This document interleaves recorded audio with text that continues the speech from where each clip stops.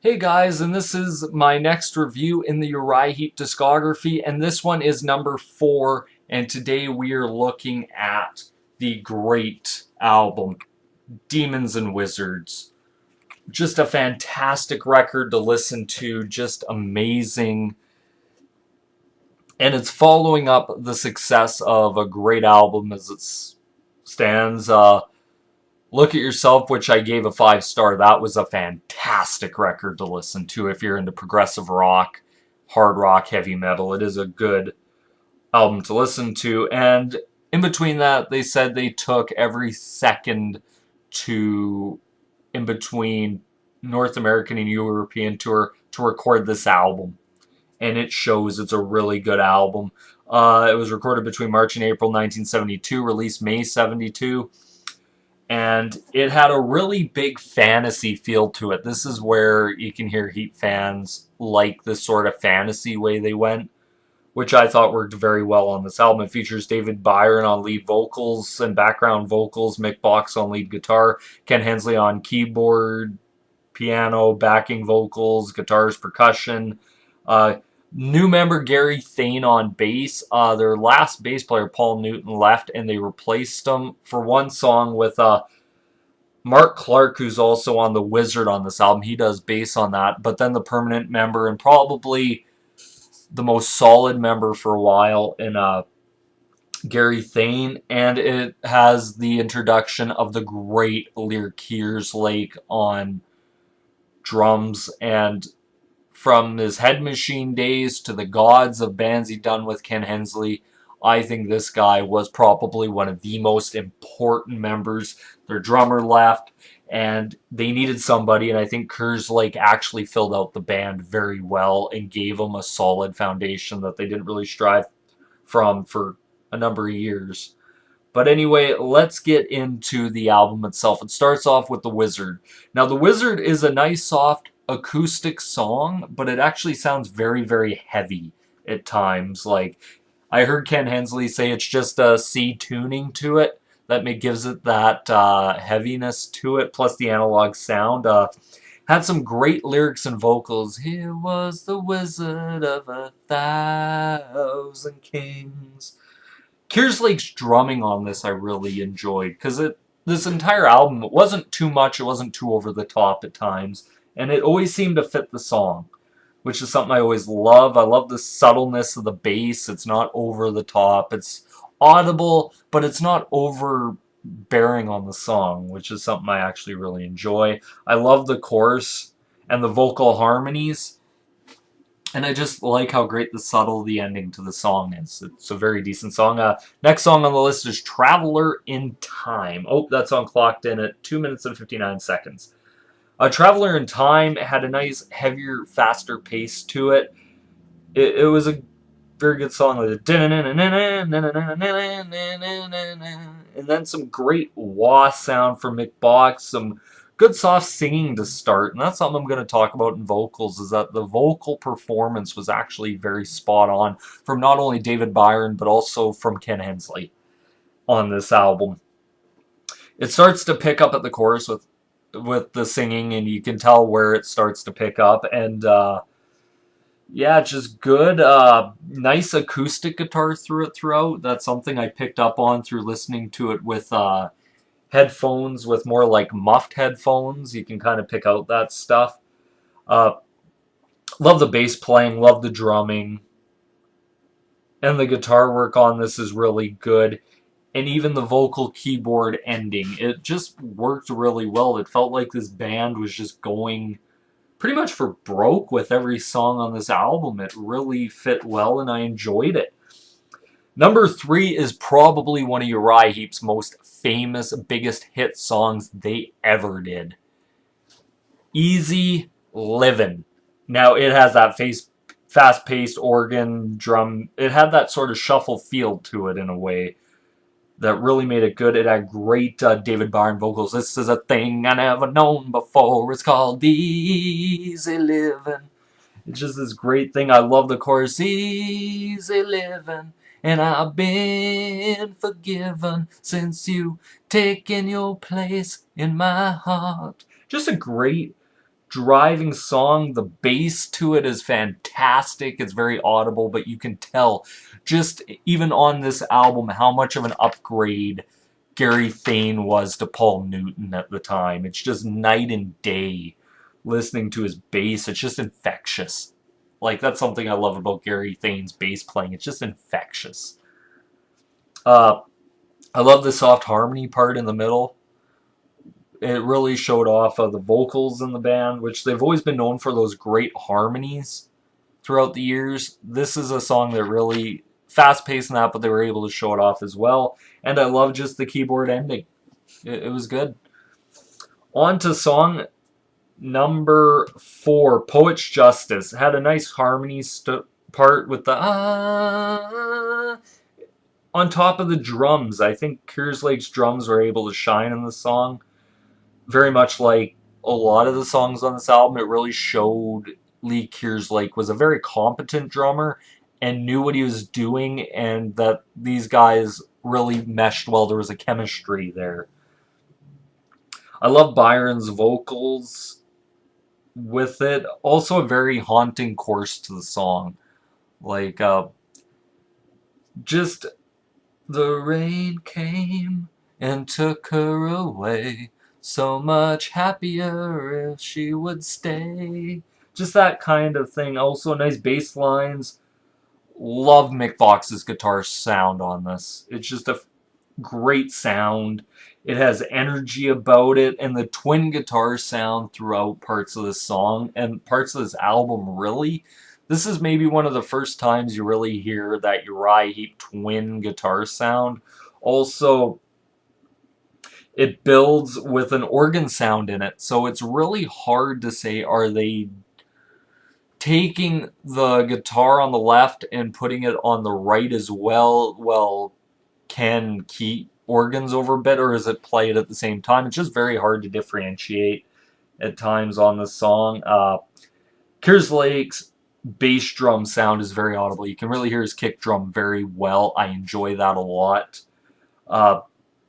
And I love how it ends the same way as it starts with the and that whole part. I just love it.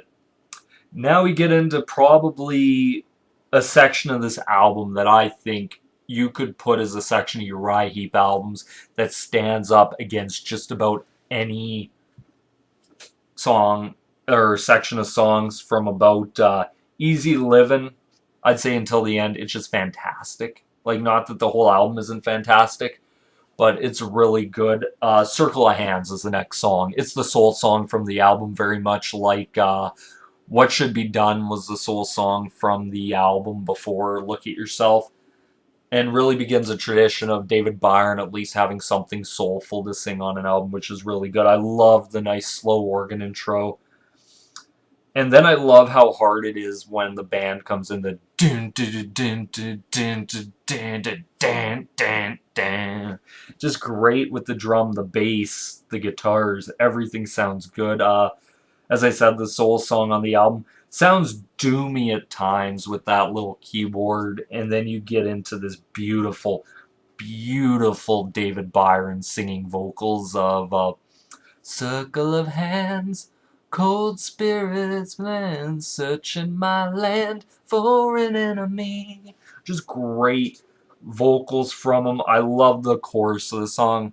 Keep them away, and pretty soon we'll pay to count the cost and sorrow. Sacrifice, the future has its price, and today is only yesterday's tomorrow. I love that line. There's something poetic and truthful about that, that today is only yesterday's tomorrow. One of my favorite Uriah Heep lines of all time. Also, the harmonies in this are very beautiful. The bass playing's good. I love Mick Fox's solo on this song. And the twin guitar section. And I love at the end how it's like, it's a building. Tomorrow, tomorrow. And it's good, and it goes into kind of like this slide-esque solo, I guess you could say is the best way to describe it. Not sure if it's Ken Hensley playing it or if it is Mick Box, but it sounds very Mick Boxy in a way. But I like it. Now on to actually the first song I've ever heard from this album. And when I was looking through and finding Uriah Heep, this song turned me actually onto this album in a weird kind of way. Rainbow Demon. I just love the heavy organ opening doomy sound, and I like how Byron comes in with the "Here comes the rainbow demon on his horse of crimson fire." Just a very singing style that I love of his. The song sounds so heavy at times, just with the organ, with the bass, the drums, it all fits very well. I love the chorus, Rainbow Demon. And it seems from that part on, the song really, really picks up into it. It's amazing to hear how Byron brought it out almost. He picked up the level of his voice to this song, and it made it amazing. And throughout the rest of the song, it's more at that higher pace of here he rides in the mists of morning, no one dares stand in his way. Possessed by some distant calling, riding on through night and day. And also features a fantastic Mick Box solo. This is one thing I love about Mick Box. He could write some really good stuff on guitar, especially the solos. Now we're on to the next song on the album, All My Life, which is more of a slide and guitar opening, just driving until the band enters with them. And it, like I said, it's a very driving song. I love Byron's vocals on this. It really shows them off very well. I just love the lyrics of how couldn't take one, but I couldn't take two. I'm gonna make love and it's gonna be you. And it just really good. I love also at the end the building of the I will love you all my life. Just a great vocal performance, not only by him but also by Ken Hensley on actually, yeah, this is weird because it's hard to tell if Hensley is on the song, and it's something I've tried to pick out. It sounds like Byron himself, but I've been kind of about some of these. And I also like how, you know what, if you're married, you'll actually get this song quite a bit. It actually is a good song. It very much that way you feel of I Will Love You or To All My Life, like just all that stuff. Now this is the hard part of the thing, is on my album it is actually Paradise and The Spell. Now on this one it has it together. I've seen other albums where it's actually separate. Wikipedia actually has them separate on this, and it's just a fantastic record in general and a fantastic song. But this is, so I guess I will combine this. This is the big epic of the album, very much like Salisbury had Salisbury. Look at Yourself had July Morning. Magician's Birthday after this had Magician's Birthday to it. This is the very much epic, and let's get into it. The Spell starts off with a fast organ driving intro. Oh, wrong. Paradise. Sorry. Paradise has actually a soft acoustical opening. Sounds very heavy. That tuning that they're in, it's very heavy. It sounds great. That analog sound. It's why, truthfully, even if you get remastered vinyls, always try and find the original. The sound's so much better. It also has a very audible bass. I love the soft ballady vocals to it. I love you softly now. I also love the drumming. And also in the song you really get David Byron's vocal range in this entire song. Also, like a lot of the chord changes, it's kind of like a dan, dan, dan, dan, dan, goes right back into the normal stuff of him just playing, but it's just that little heavy break in it that makes it such a great song. Also a lot of nice organ throughout this entire album, really.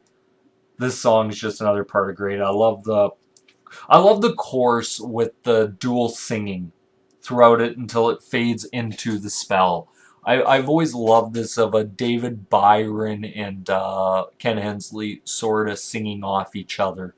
Every time I hear it, it works well, especially on this song. Now we get into the spell, which I said fast-paced organ driving intro, which sort of picked up the song because it wasn't bad. It's kind of slow at parts, but I enjoyed it anyway. And also, nice vocals, nice vocal harmonies, which Uriah Heep has always been known for. I love the singing switch, where you can tell that they're switching off different singers. It's something that I like in this. Tempo changes are good to a beautiful, beautiful piano section that carries for a lot of this song. A great foot tapping solo throughout this, which I found doing. I love the bass parts. And here's something I'll say about Lee Kear's, like, the songs aren't over drummed. Like, that's something that you just notice a lot in songs. The songs can be over drummed. I also love the soulful vocals, the nice organ driving opening theme returns until the end where it fades out and ends the album. I have to say, wow. This is one hell of an album. And it's weird because it is completely different at parts from the progressiveness of Look at Yourself. But, wow, what can you say? The reception to this on the charts. In the UK, it went number 20. Australia went number 14. Canada went number 22. Germany went 5. Norway, it went number 5. US went number 23. Which in 1972, with some great albums being released, was a very big deal for Uriah Heep. Went number 1 in Finland, went number 12 in Italy. So they were kind of selling less records in certain markets, but going more into different markets, especially the United States. Easy Livin' got them their first North American hit, really, and it sort of gave them some credibility, I think, to record goers then in the United States. It was certified gold in the US, which is a big deal. It sold about 500,000 copies. It's sold 3 million copies worldwide, this album. Now, if I had to grade this album out of 5, I would 100% give it a 5 out of 5. This album is fantastic to listen to. Between the vocal harmonies, the songs, the rhythm section through this album actually got solidified. This proved, hey, Uriah Heep is kind of here to stay. They're not just a one-album progressive. They can do the poppy, the other stuff that had to be done, and it's a great album to listen to. I really enjoy it. But anyway, that's my review. Be sure to like, comment, favorite, subscribe. Whatever platform you're on, be sure to share it with your friends. You know anyone else who's a Uriah Heep fan, tell them about the album. Or people who aren't Uriah Heep fans, show them the album. It's a great album to listen to. I'd recommend this to anybody. But once again, this is my review. Peace.